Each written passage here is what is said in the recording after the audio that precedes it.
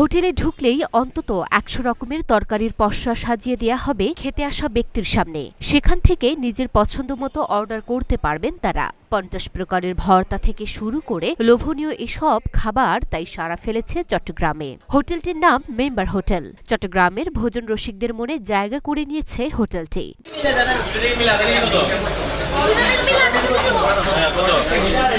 ঘরোয়া পরিবেশের এই হোটেলে সকাল থেকেই গভীর রাত পর্যন্ত ভিড় জমান ভোজন রসিকরা।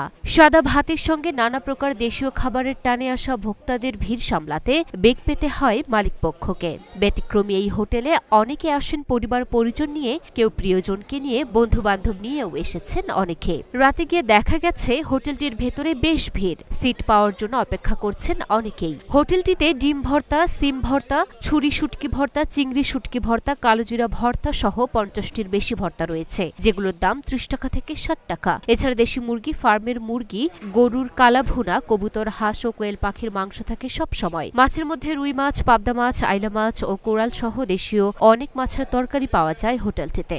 আমাদের আইটেম হলো সকাল 12টা থেকে শুরু হয়, রাত 2টা পর্যন্ত থাকে। সাথে রয়েছে বিভিন্ন ধরনের ভর্তা 50 আইটেম থাকে। আর সাথে রয়েছে হাঁস, কবুতর, কোয়েল পাখি, চিকেন রোস্ট, সোনালি, ফার্ম, বিভিন্ন ধরনের আইটেম রয়েছে। যে খাবারগুলো থাকে এগুলো কি সবগুলো ফ্রেশ কিনা? একদম 100% ফ্রেশ। দুই বেলা রান্না হয়, আপনার বিকালে রান্না হয় একটা, আর সকালে রান্না হয়। মানে বাসি কোনো খাবার থাকে না? বাসি থাকে, কোনো বাসি থাকে। আমাদের জিনিস হলো অল্প অল্প রান্না করা হয়, অল্প অল্প জিনিস শেষ।